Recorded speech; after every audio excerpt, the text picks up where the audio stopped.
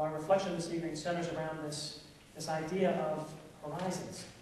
And you will notice that once again there at the beginning we have a passage from Psalm 55, which is the one that we heard 2 weeks ago. And again, this idea that, oh, that I had wings like a dove, that I would fly away and be at rest. And then there at the bottom we have a passage from Hebrews, and I would like to read that for you now. Hebrews 11, verses 8 through 10. And it reads, "By faith Abraham obeyed when he was called to set out for a place that he was to receive as an inheritance. And he set out not knowing where he was going. By faith he stayed for a time in the land he had been promised, as in a foreign land, living in tents, as did Isaac and Jacob, who were heirs with him of the same promise. For he looked forward to the city that has foundations, whose architect and builder is God." Wonderful, wonderful passage from Hebrews that some of you may know that the beginning of that chapter really is this idea of faith, and then we have this retelling throughout the chapter of how that faith is lived out in the lives of God's people. And it's that idea that I think, in looking at horizons, that I think Mark Marty is reflecting on here in this piece when he writes, "Always humans reach and dream ahead." I love that. Always humans reach and dream ahead. Lovers of colored leaves yearn for autumn to arrive. In fall, skiers crave snowy winters, whereupon shimmerers long for spring. Spatially, pioneers move to frontiers, and all sorts of people envision horizons beyond which they could venture, there to soar, as if with gulls, or to float in the air with doves. Outreaching these harmless fantasizings about what is next, what is beyond, are realistic hopes that we, could move beyond what now holds us back, and therefore find new places, spiritually, to rest and to reside. The biblical writer who voiced the wish for wings was seeking a shelter, quote, from the raging wind and tempest of life, as well as from circumstances gone wrong. He has a successor here and now, in this room or under this sky, in each of us.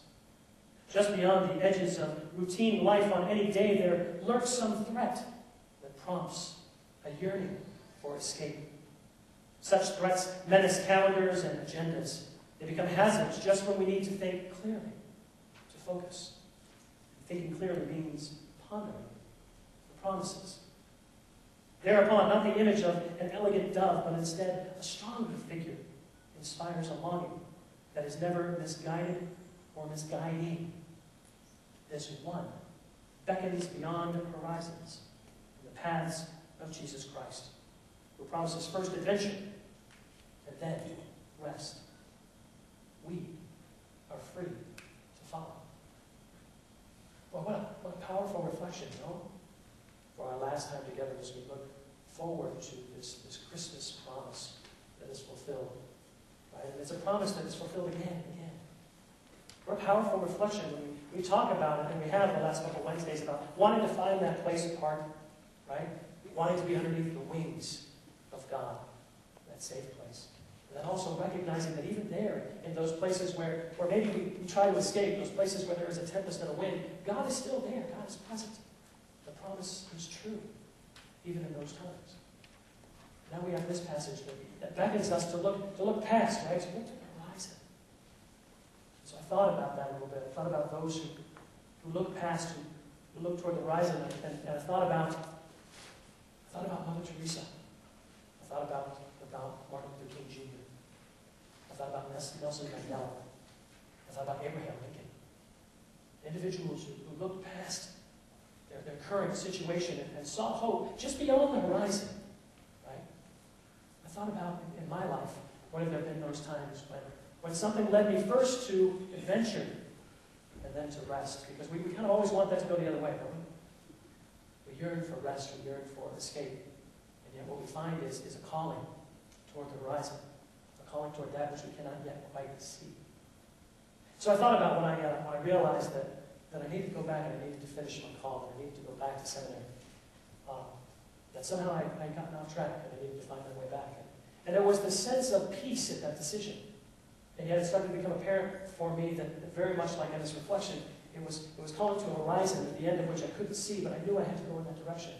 But I also had a sense that it led to adventure first, and then possible rest later. And that adventure led me, and I've shared some of this, to a cross-cultural experience. I had said to myself, if I'm going to stay and do ministry in the Southwest, then I need to go and spend time on board. And so I spent time in Tecate and in Tijuana, Mexico. And we spent some time in the slums outside of Tijuana, the garbage dumps. And I remember we were working there with the families to help build and try and reinforce some of the shanties that were built there. Because some children had died in the months leading up to our arrival from exposure. And so I remember the first couple of days we were there, the smell was unbelievable. But as I thought about this reflection, and I thought about adventure first and then rest, I remember after we had been there 3 days, the third day, my fellow seminarians and I, there were 5 of us that were there. I remember laying in the afternoon sun on a giant slab of concrete where the children would play. You see, the folks who live in that community in the slums had put together a preschool for the 4, 5, 6 little children who were there. And the first day we were there, those children ran up to us and they smelled as if they hadn't been bathed in weeks. It almost made us gag. And yet this little cement slab was where they would play with their balls and hopscotch and things like that. And that's where we would rest when we were done working on the houses, because the roads were nothing more than just dirt paths where sewage and water and everything would flow. And so I remember on the third day we had become so comfortable with our surroundings. We were lying there in the afternoon sun, and how good it felt to just sit there.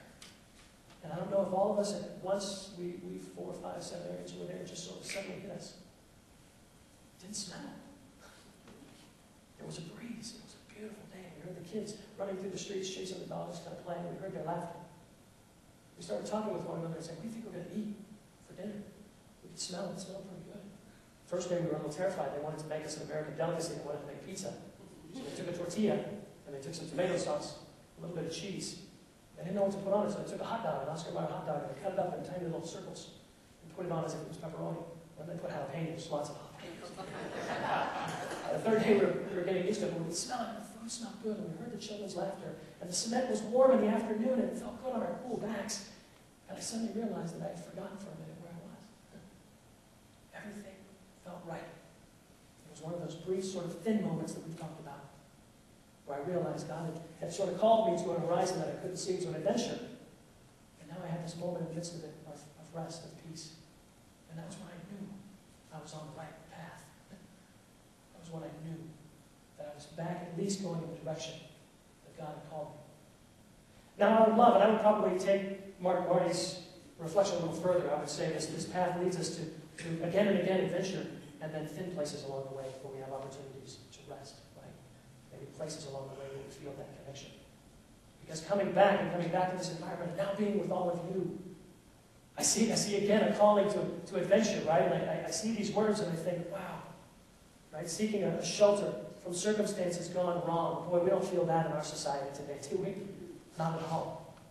And yet in the midst of circumstances that feel almost out of our control, both here within our congregation but in the larger society, in the midst of all of that, we're still called, right, by the one who's beyond the horizon, the one who beckons us to come and follow, a longing that is never misguided or misguiding.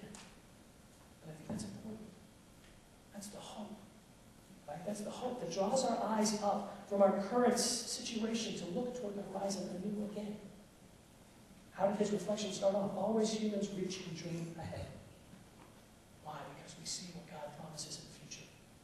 And we hope for that. How do we do that?